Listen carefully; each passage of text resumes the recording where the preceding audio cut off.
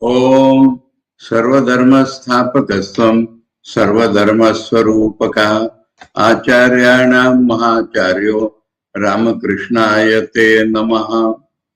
We are studying Sri Ramakrishna, the Great Master, fifth part, the Master in Divine Mood and Narendranath. And today we are to start the first section of the 12th chapter. Name of the chapter being The Master's Stay at Shampukur. So we saw that due to his excessive talking and ecstasy, and as that summer was very hot, excessive taking ice, all this had resulted in pain in the throat. And doctors had diagnosed it as clergyman's sore throat. In that condition, he went to Paniati because he wanted the young Bengal to see how treated by devotion. And also, he wanted to show so many other things. And there it was raining. And it took hours together for what they had planned in 2 hours. And so, Thakur got wet on the head, on the feet, and so when he came back, the disease aggravated. Doctors told, don't do this or do that. Thakur could not follow 2 of them. Don't talk and don't go to ecstasy. No, ecstasy was natural for him. And talk, for that he was born to teach religion to people. And so the throat condition went on increasing. Then they had some treatment, and then one night when he was invited by some devotee, and other devotees had gathered there, and a person was sent to bring Thakur. And when that person came back, he said that there was bleeding today from the throat. So all of them became serious.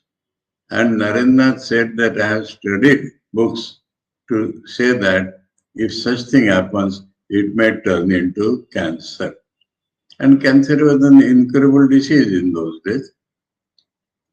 And then they called several physicians of the Ayurvedic style. And all of them said that it is Rohini, which is same as cancer. And though treatment has been prescribed, but cure is not been shown. They thought that Thakur cannot take so many medicines, so better put him under homeopathy. And he must be brought to Calcutta so that we can serve him continuously, so that doctors will be available. So they asked him and he agreed. So they brought him to a place in Bagh Bazar itself, but he did not like it at all. So immediately he went away on foot to Balram's house in Bagh Bazar. And he stayed there for 7 days. And that description we saw in the last chapter, how forgetting everything as if he has come to Calcutta so that those people who cannot go to Dakshineshwar could meet him. And so much crowd was there every day. And one day the description Saradananda Swamiji has given that he was dancing and singing, and they saw one person wrongly named in the English translation as Nitya Gopal, but it is Nritya Gopal, a professor from Dhaka, and there Thakur is putting his feet on him and is weeping, and later on that Nritya Gopal became detached and went to have his own kutia, and in Paniyati while coming back there was a Nava Gopal. So these two people Thakur has blessed specially, and now they found out a house, and that house was in Shampukur, which is very near Bhagavatar, and that description we are getting now. A description of the Shampukur house. The house now, so he has given a description. From that, those who want can either draw drawings or visualize. The house now hired for the master extended lengthwise from east to west. East to west is the length of the house, and was situated on the north side of the Shampukur street. So Shampukur street, north of it is the house, and that house itself is east to west. East to west, north side of Shampukur street. Here in the next sentence, two words have to be added. Facing north, because it is on the north side. So facing north, as soon as one entered the house. To enter the house, they have to face north. Facing north, as soon as one entered the house, one saw on one's left and right a pavement and a narrow open veranda to sit in. Pavement and a veranda. Going a few steps forward in the same north direction, we go a few steps forward, one found on one's right a flight of steps leading to the first floor. And in front, that is when you go to right, a place, and in front, and on one's, and in front the courtyard with two or three small rooms on its eastern side, same where the staircase is there. Going upstairs by the staircase, one saw on one's right staircase, again right. One's right, a long room extending north and south. On the right, a long room extending north and south, meant for visitor to sit in. And on the left, the corridor leading to the rooms extending east and west. So there is a long room like that, and there are rooms like that. So there, east and west, there is a corridor approaching those rooms. This corridor led first of all to the door of the hall called the parlor. So this corridor leads to a hall and then rooms. This was the room where the master lived. So master lived in that longer room called parlor. To its north and south, there were two verandas, the northern one being broader, and to its west of that veranda, were two small rooms, in one of which some of the devotees slept at night, while the other was given to Holy Mother to live in at night. To live in at night. one room, along with the other where devotees stayed, one room for Holy Mother. While the other was given to the Holy besides, there was a narrow veranda to the west of the room, north, west of the room, intended for aunt to sit in. The steps leading to the roof were situated to the roof from the top first floor, again roof. The steps leading to the roof were situated to the east of the corridor to the master's room. Master's room east of the corridor, and there steps for the floor, roof. And there was a covered terrace about 4 cubits long and equally broad. Cubits is 1.5 foot. So 6 foot by 6 foot,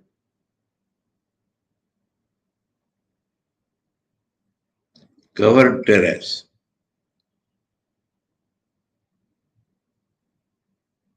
And equally broad near the door leading to the roof. Door leading to the roof, there is a top floor. Covered terrace about 6 foot by 6 foot. The Holy Mother spent the whole day on that terrace and cooked there the necessary diet for the master. Cooking and staying whole day there, night she used to come there. The master came from Balram's to this house sometime in the second half of Bhadra, that is the beginning of the month of September AD 1885, and spent there a little more than 3 months and moved to the garden house at Kashipur a day or two before the month of Agrahayan came to an end. Some mistake I found there. Agrahayan is Margashirsha, and Margashirsha is December to January. I am marked in some other book of mine. Around 3 months he stayed there. And that after the end of Agrahayan, going here and there is prohibited. So just before that end, he moved to Kashmir. The master prohibited astrologically. The master was placed under the treatment of Dr. Mahendra Lal Sarkar. We have heard his name in the last chapter. He was a famous doctor who was allopath, and understanding that homeopathy is much better, he had become an homeopath. In accordance with their previous decision, the devotees called in Dr. Mahendra Lal Sarkar for the treatment of the master a few days after he had come to the Shampupur house. During the lifetime of Madhuru Babu, the doctor had come a few times to Dakshineshwar for the treatment of Mathuru's family and was not altogether unknown to the master. But that was long ago. It was therefore possible for the famous doctor to have forgotten it, and so the devotees called him without telling him the name of the person whom he was going to visit. But he recognized the master as soon as he saw him. And examining him and diagnosing the disease with great care, prescribed medicine and diet. Afterwards, he spent a little time in religious conversation with him and in talks about the Kali temple at Dakshineshwar before he bade goodbye to him that day. On that occasion, the doctor, so far as we remember, asked the devotees to inform him every morning about the master's physical condition. He accepted his usual fee at the time of his leaving when the devotees offered it to him. He did not ask him, devotees offered, he accepted. But coming on the morrow next day to visit the master, he came to know in the course of conversation that the devotees had brought him to Calcutta and were meeting all expenses. He was pleased to see their devotion to their Guru and declined to accept his fee anymore.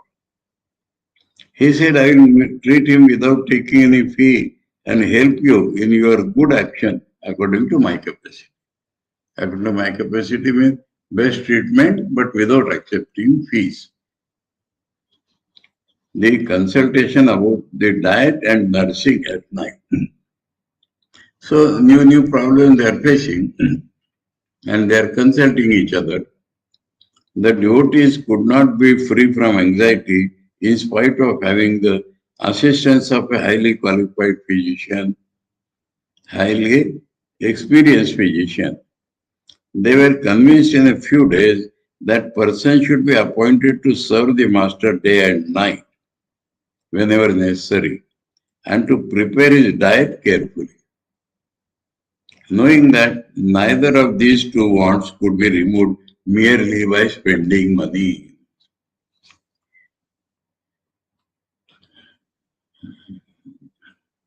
The devotees decided to bring the Holy Mother from Dakshineshwar to remove the second want and take the help of the boy devotees to remove the first. That is what they thought. But great obstacles lay ahead, for they were at a loss to understand how the Holy Mother could live there alone, as there was no inner apartment for the ladies in the house. In old traditional house, there was an inner apartment. Here, there is no such thing. Again, the guardians of the boy devotees would be highly displeased if they were to come there daily and pass nights without sleep, because they will be serving, they could not get sleep.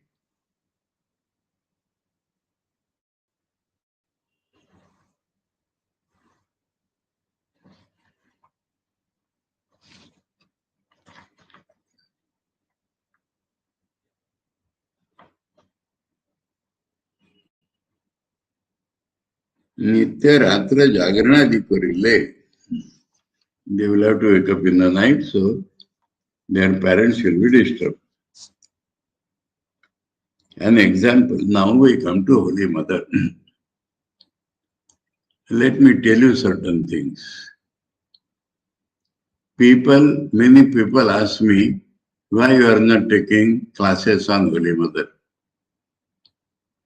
I am not taking classes on Thakur only. I am taking because Saradananda Swamiji is a great Rishi. And a Rishi Vakya we study. We have been studying throughout Rishi Vakya. And here Rishi Vakya is about the incarnation. No such book is available about the Holy Mother by the best writers. We do not get a book by a Rishi like Saradanji writing about Holy Mother. First point. Second point, if we want to make a correct idea of Holy Mother, the best is Leelaprasanga itself.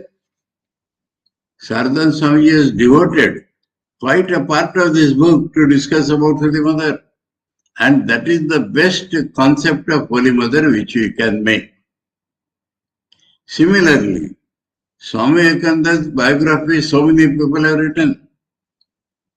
But here in this fifth part and elsewhere also, we are getting the correct picture of future Swami Vivekananda.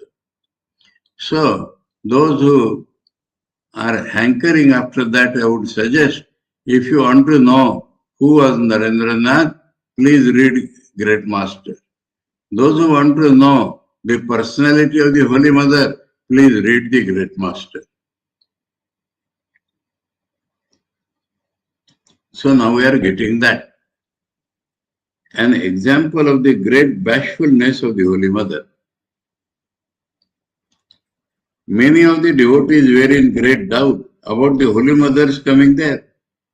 They were rather justified in their doubt, for did they not know of her exceptional shyness and modesty?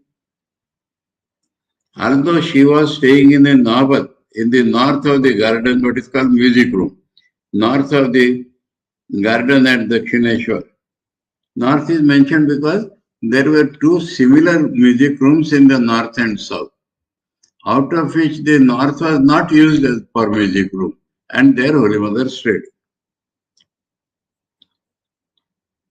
Staying in the Navat in the north of the garden at Dakshineshwar, and had engaged herself daily in the service of the Master.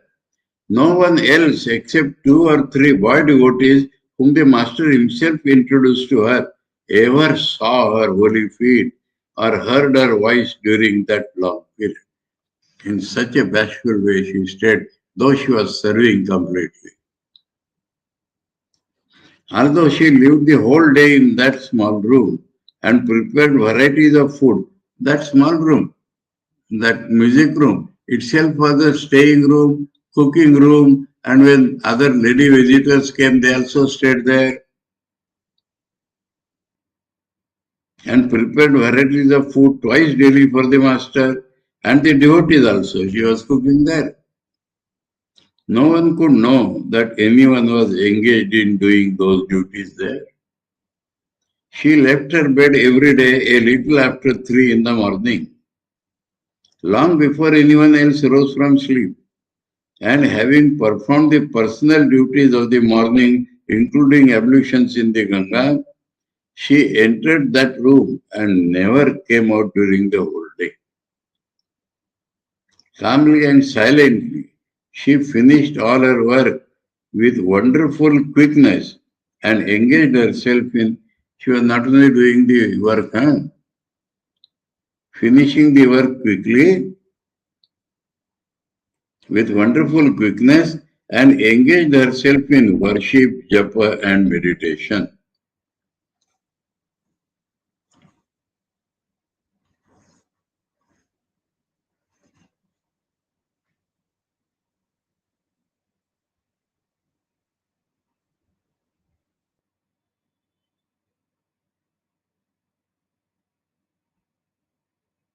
Puja jab jane. Okay.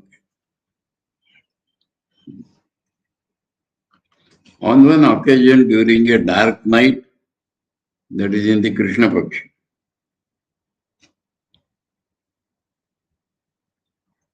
while she was going down the steps of the ghat under the bakula tree, Chandni Ghat is the main ghat, and side of that is a bakula tree, and there is a ghat. So it is called Bakul Ghat, Bakul Tala Ghat, and the feet of the bakul tree. Here V is written because the Bengalis pronounce V as Bha. In other languages, B will be written, Bakul, Bakul. English translation of that flower, I will find out and tell you.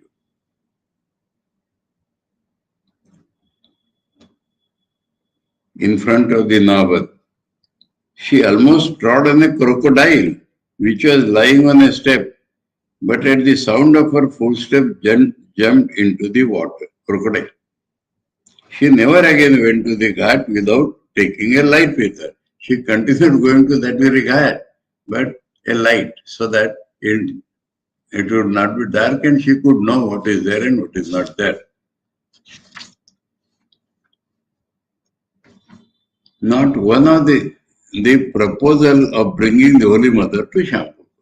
So this is the background. And how she has to come to Shampoo, where there is no separate arrangement for ladies.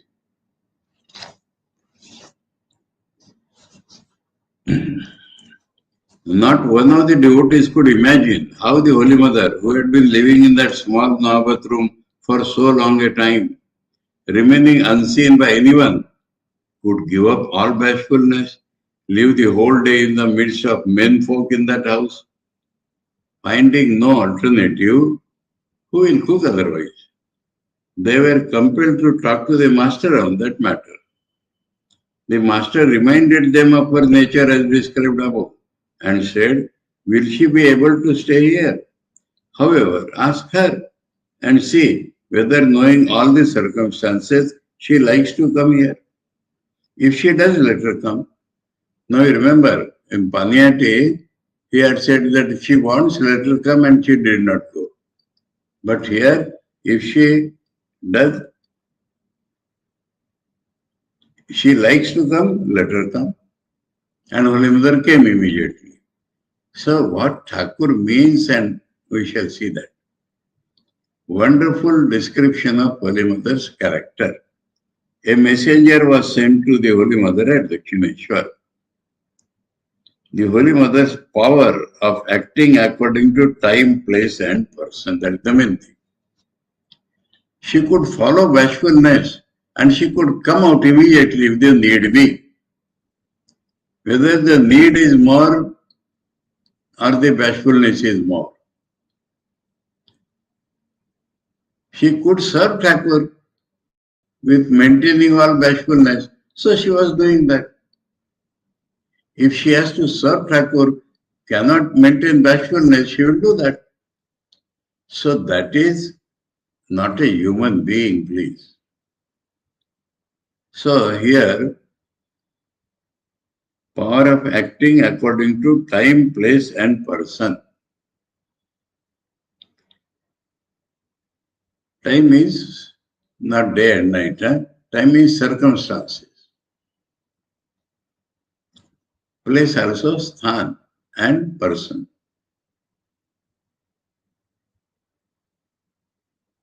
No one, the master said, could attain peace or reach their desired goal if he cannot adjust himself to change circumstances, to the changes of time, place and person, or who fail to act up to the principle, as the master himself put it, as the man, so the treatment.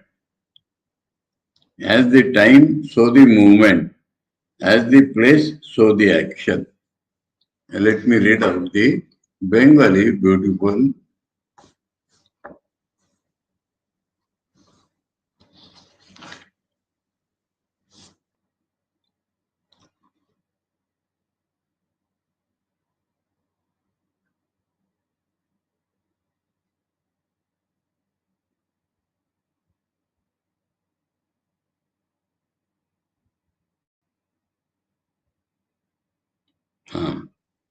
Jakhon Jaman.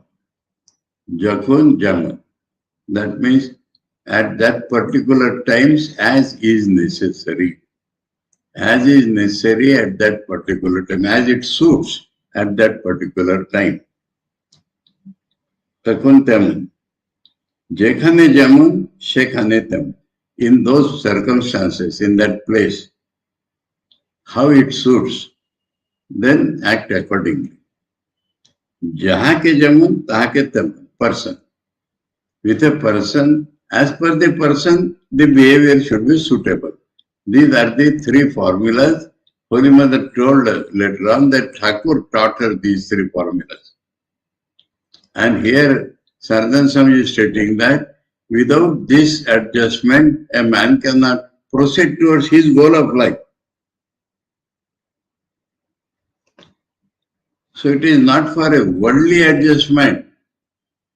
This adjustment in the world is necessary if you want to proceed to your goal of life.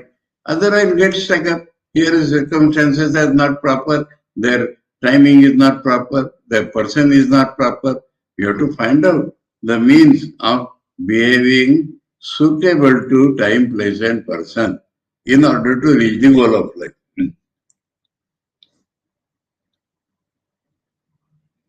So this is what Holy Mother did. Although she always kept herself surrounded by the impregnable screen of bashfulness and modesty. Impregnable, nobody knew.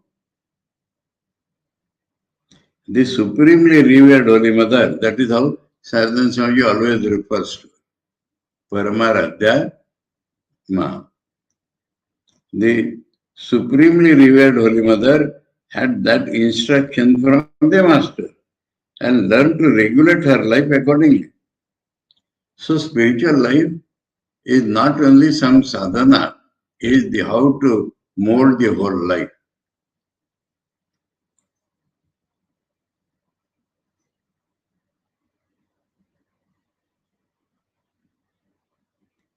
And learn to regulate her life accordingly.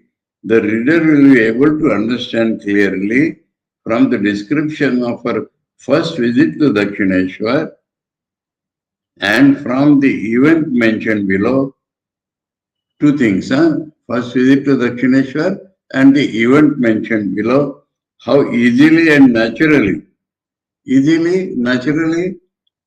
she did not have to exert to change herself. She could, whenever necessity arose, free herself from all habits and past impressions because there is no deeper sanskara in her. They are assumed for setting up an ideal to humanity. How easily and naturally she could, whenever necessity arose, free herself from all habits and past impressions and behave correctly without the least fear or hesitancy. No fear, I am breaking my rules, no. No hesitancy whether I should do this or not. So much adaptability, not needs of the world. But to proceed spiritually, she could adjust the worldly situations like that. So now the first visit is being described. The route from Kamarpukur to Dakshineshwar. In those days, the Holy Mother had many a time to come on foot for want of money and cheap conveyance. From Jairambati and Kamarpukur to Dakshineshwar. Jairambati and Kamarpukur are near each other. And Dakshineshwar is near Calcutta. The wayfarers who undertook journey that way had to proceed to Jahanabad. It is called Arambagh. And by crossing the 10-mile long field of Telobelo. Telobelo is names of two villages and the field adjoining them is called the 10-mile long field of Telobelo. Come to Tarakeshwar from Arambagh. Tarakeshwar is a Shiva temple. And then traversing similarly the field of Kaikola, another field, reach Vaidyavati, where they cross the Ganga. So these parts are on that side and Dakshineshwar is on this side. At that time, there were ambuscades of dacoits in those two vast fields. It is said even now that now in Saradananda's time, that many wayfarers lose their lives at their hands in the morning, at midday and at dusk. Morning, midday and dusk. That means midday it is very infrequent travelers. Dusk, morning. So when there are so many people together, they can somehow cross. When they are secluded or alone, that is what is to happen. Even today one meets with a very terrible image of Kali, having a mouth with large projecting teeth in the middle of the field, about 2 miles from the two small villages of Telo and Belo, situated almost side by side.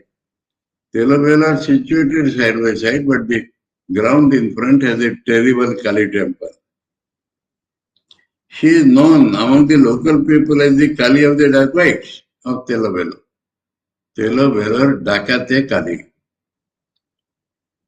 The dacoits, it is said, worshipped her and proceeded to kill human beings and commit other cruel deeds. That is how the Kali is used there.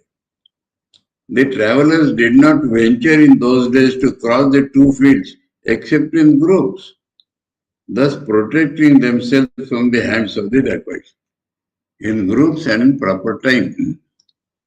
The events that took place when the Holy Mother came on foot to Tarakeshwar. Now, okay. This is not the first visit. First visit footnote is 220. How it is? 220 means sadhak bhav, which is, okay. A little correction. We are reading Divya Bhav because of the continuity after Guru Bhav, Purvarddha and Uttarardha. But in actual writing, Saradananda Swami had written Guruva Purvada Uttarada, then Sadhat Bhav, then Balya Jivan, and then Divya Bhav. So in Sadhat Bhav, the first visit is mentioned. I should have to call for that book and read it tomorrow, because that has to be remembered here in this context. Saradananda Swamiji had said that they will understand clearly from the description of her first visit to Dakshineshwar and from the event mentioned below. So the second or some visit to Dakshineshwar is being mentioned now. So I forgot, I should have brought it up. Okay. Tomorrow, please. So the route to Kamarpukur we read, this is about the uh, context of some other visit. The route is the same. The events that took place when the Holy Mother came on foot to Tarakeshwar. Once the Holy Mother was coming on foot from Kamarpukur to Dakshineshwar with the daughter and the younger son of Rameshwar. Rameshwar is Master's elder brother and his daughter called Lakshmi and younger son called Shivu. The elder was Ramlal. So with Shivu and Lakshmi, she was coming. And some other men and women. They reached Arambagh and thinking that there was yet sufficient time to cross the field of Telabello before dusk, her companions expressed their unwillingness to stay and spend the night there in Arambagh. Although very tired on account of the journey, she did not tell anybody of it and proceeded with them. But scarcely had they walked 4 miles before she left, felt herself unable to keep pace with. So we have been informed that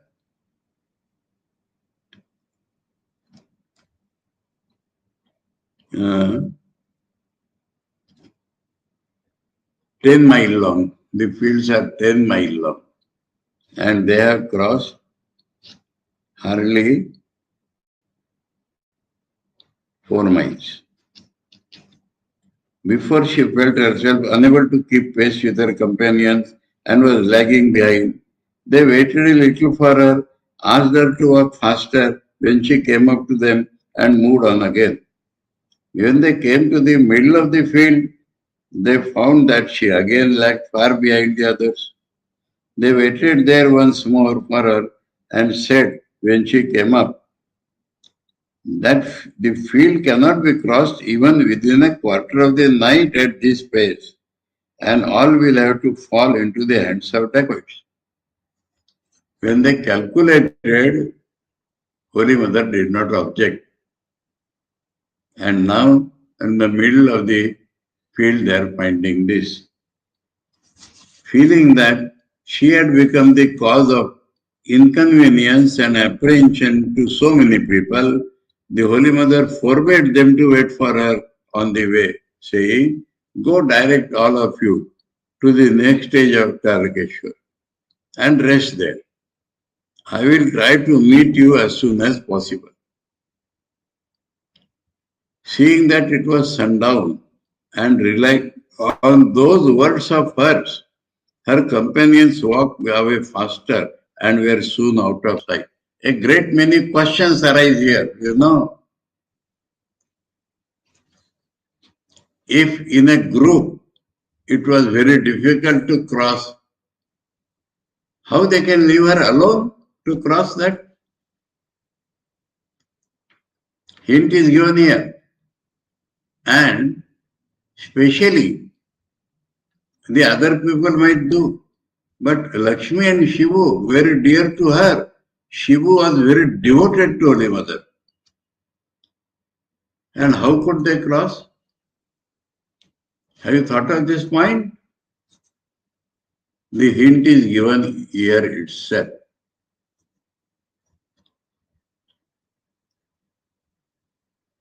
Seeing that it was sundown and relying on those words of her. Now, think little deeper.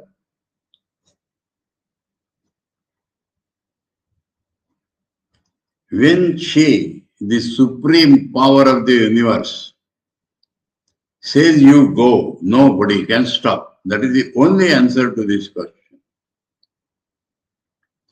That when in a group, they would be caught by dacoits, and at that time a delicate woman to leave her alone. And even Shivu and like Holy Mother has said, in Mayar Katha, talks with Holy Mother, this many people would ask her later on how they could leave you. And she used to say, don't talk like that, because they will feel sorry. So if they think that how we had left Holy Mother, they would feel very sorry about themselves. So see all sides. She says, don't talk about that. They will feel sorry. Then how they did not feel sorry at that time? Here it is relying on her words. So the only solution is supreme power of the word. If she says go, nobody can stop. She is self-willed, supremely willed person of this world, the empress of this world. And so that is the only answer. That is why I said, read Leelaprasanga if you want to know Holy Mother. In the dreary tract of Telovel, the Holy Mother then began to walk as quickly as she could, but on account of extreme physical exhaustion, her pace slackened, and hardly had she reached the middle of the dreary tract when darkness fell on her. Extremely anxious, she was thinking of what she should do externally, when she saw a tall, jet black man with a staff on his shoulders coming forward with a rapid step towards her. It appeared that another person, seemingly a companion of his, was coming a little behind him. Seeing that fleeing or crying was in vain, the Holy Mother stood still and was awaiting their coming with an apprehensive heart. This is all appearance. The Bhakti footpad and his wife.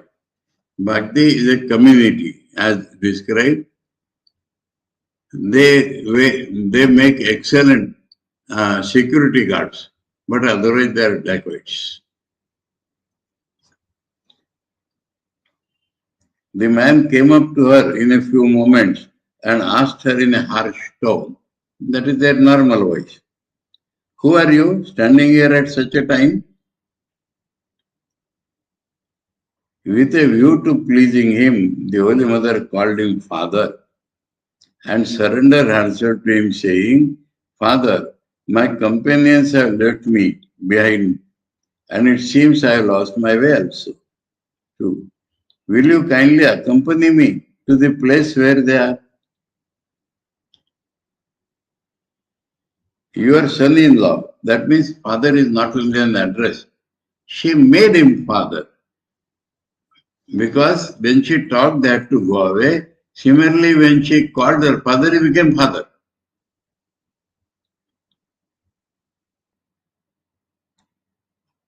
Your son-in-law lives at Rani Rasmani's Kali temple at Dakshineshwar. I am on my way there. He will be very pleased if you will kindly take me up. She knows what Thakur will do.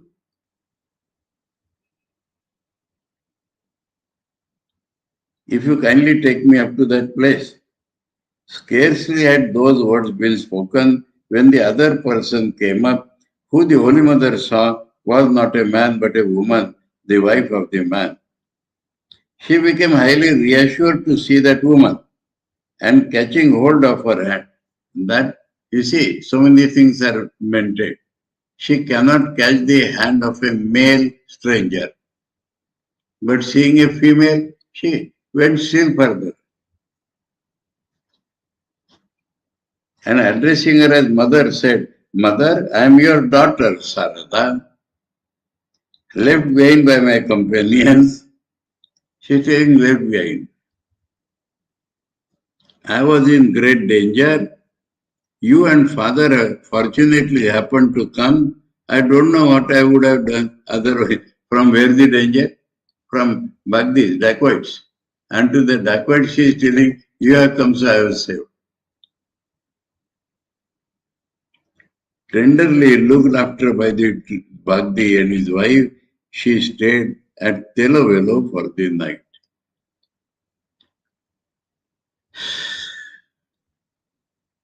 The hearts of the Bagdi robber and his wife melted on account of the absolute reliance, the sweet words, and the unhesitating, simple-hearted behavior of the Holy Mother. They forgot the social barrier and the caste they belong to. She is a Brahmin, highest caste, and they are from the lowest caste. And actually looking upon her as their daughter, solaced and comforted her. Afterwards, considering her physical fatigue, which the others could not consider, they took her to a small shop in the neighboring village of Telovelo and arranged about her stay there for the night instead of allowing her to proceed on her way with some shop. Strange place, inner apartments, bashfulness. The woman spread her own cloth, etc. No caste or any consideration in her life. Jekhane jaun shekhane tam. And prepared a bed for the Holy Mother, and the man brought puffed rice and sweetened parched rice, mudi mudki. Mudi is the puffed rice. And the flattened rice, that is chida. And the chide is sweetened. And they make laddus of this, mudi and mudki. Sweetened parched rice and gave them to her to eat. Thus, with the care and love of parents, they asked her to sleep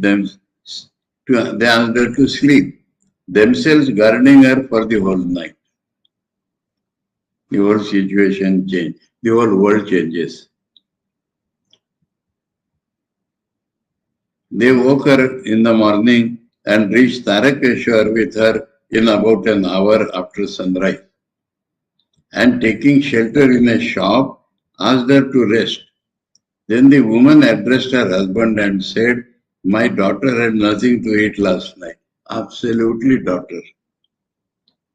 Only that puffed rice and all that was not satisfactory.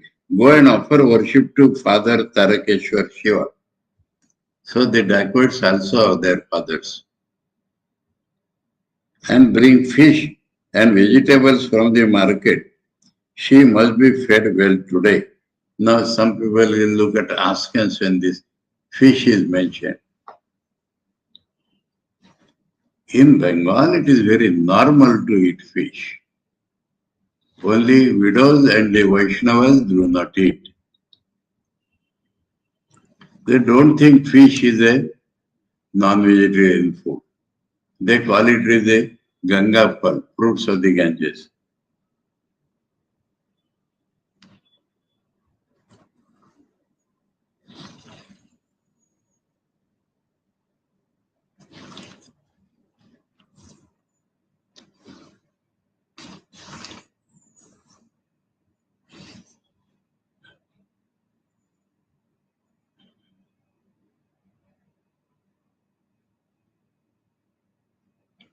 Yeah, but here something strange, very strange, very strange, very strange. How this English has happened. Here in Bengali, fish is not mentioned. And as far as I know, Holy Mother did not eat fish. She used to cook for others, but not her. Here, in original Bengali,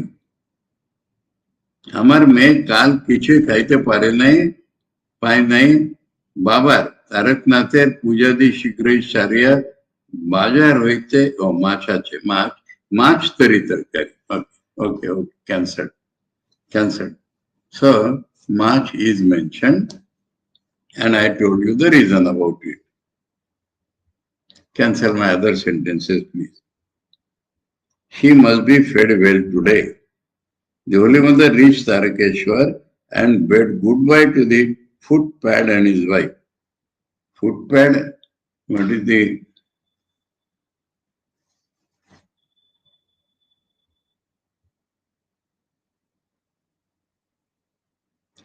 pike? Pike. Pike means what is footpad? What is pike? Is it security guard? We shall have to check up. I'm sorry I did not check up beforehand.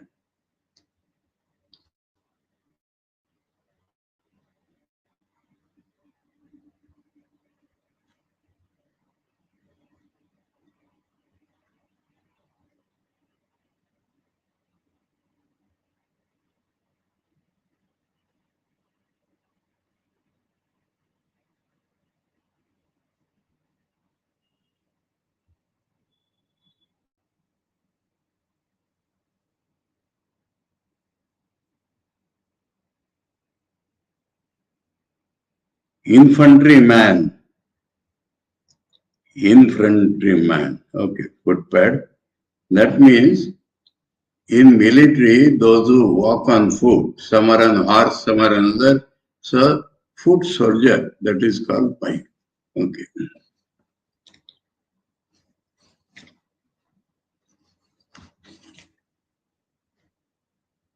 When the man went to do all these things, the companions of the Holy Mother came there in search of her and felt joy to find that she has reached the place safely. Tarkeshwar now is developed, otherwise temple village, so people could find her easily. The Holy Mother then introduced to them her father and mother who had given her shelter at night, saying, I cannot say what I would have done last night if they had not come and saved me. Afterwards, finishing worship and cooking and taking food, they rested a little at that place. When they were all ready to start for Vaidavati, the Holy Mother expressed her infinite gratefulness to the man and the woman and begged for their permission to take leave of them. The Holy Mother said, we became so much attached to one another in that one night that I was highly moved and shed incessant tears at the time of taking leave of them. So real love.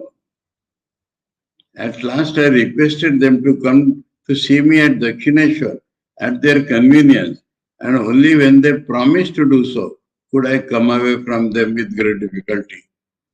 When we left, they came with us a great distance, and the woman wept bitterly, plucked some peas from the neighboring field, that is Kodaishuti, this what you call black gram, and tied them at the end of my cloth, saying plaintively, Sarda, my child, please take these with the parched rice you will eat at night. That is a very common Bengali tradition, mudi with black and this poha or chide with something. They kept the promise they made to me. They came to Dakshineshwar a few times with some sweets for the son-in-law. He also heard everything from me and pleased them by receiving them lovingly and behaving toward them like a son-in-law on those occasions. The Lord of the earth, although he is simple-hearted, that Paika, although he is simple-hearted and is a good character now, it seems to me that my dacoit father must have committed dacoity several times before.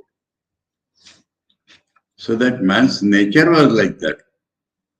And due to mother's contact, they change, transform their character. No beating in the newspapers.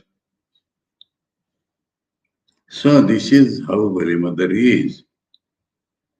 How the Holy Mother lived in the Shampakur house.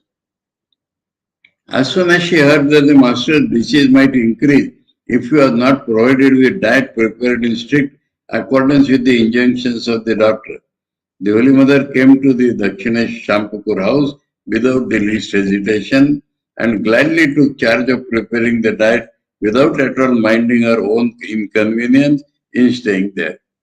One is surprised to think how she underwent all kinds of physical inconvenience and did her duty staying in a house of one apartment only for 3 months among unknown men.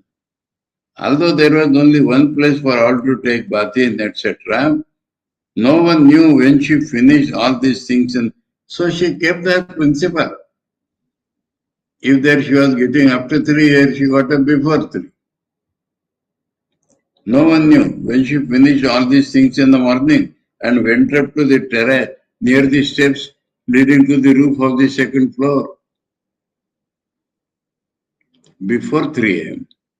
She spent the whole day there, prepared diet, etc. for the master at proper time, and then sent word downstairs through Swami Adbhutananda Latu Maharaj. He was introduced by Thakur to her. Or the old Swami Advaitananda, he was also introduced. At that time, people were asked to move away, and she brought the diet downstairs and fed the master, or we ourselves brought it down according to convenience. At midday, she took her food and rested there. At 11 p.m., when all were asleep, she came down from that place and slept till 2 in the morning in the room on the first floor. That is how she lived. Allotted to her. Fortifying her heart with the hope of freeing the master from the disease, she spent day after day in that way. She stayed there so silently and unobservedly that even many of those who visited the house every day could not know that she lived there and took upon herself the hardest and most important work in the service of the master.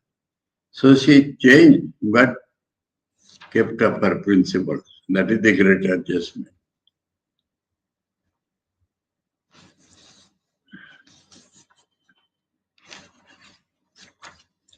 The boy devotees devoted themselves to the service of the master. Say that first problem. When the problem of preparing the diet was solved, the devotees applied their minds to the removal of the other want, namely that of rendering personal service to the master at night. Narendra himself took charge of it and began staying there at night and encouraging by his own example. Gopal Jr., Kali, Avedan Swami later on, Shashi, Ramakrishna Swami, and a few other smart young men. Smart means they could act with dexterity. Attracted them to that work. All of them were firmly determined to live the life of the highest ideal, namely to live for the realization of God. And inspired by the blazing renunciation of the Master and his holy words and company, and out of their love and regard for him, they resolved to dedicate themselves to his service. So service is a part of their sadhana.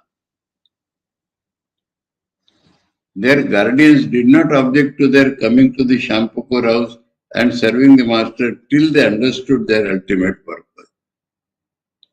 But as the master's illness increased, they altogether stopped going to colleges and studying and even going to their own houses to take food. The guardians then became suspicious, and their suspicion yielded place to alarm, and they started adopting various means, proper and improper, to dissuade the young men from their devoted service. The boy devotees, it is superfluous to say, could not have remained firm and unmoved but for Narendranath's example, inspiration, and encouragement.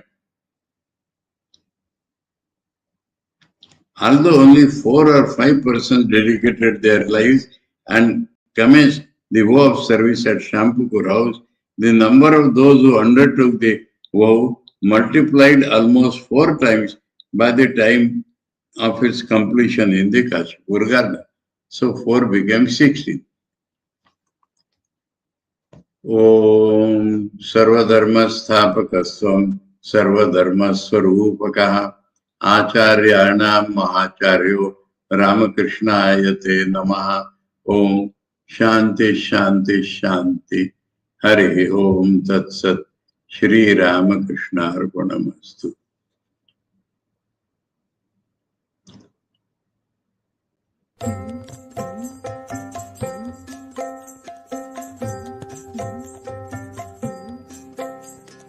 Jai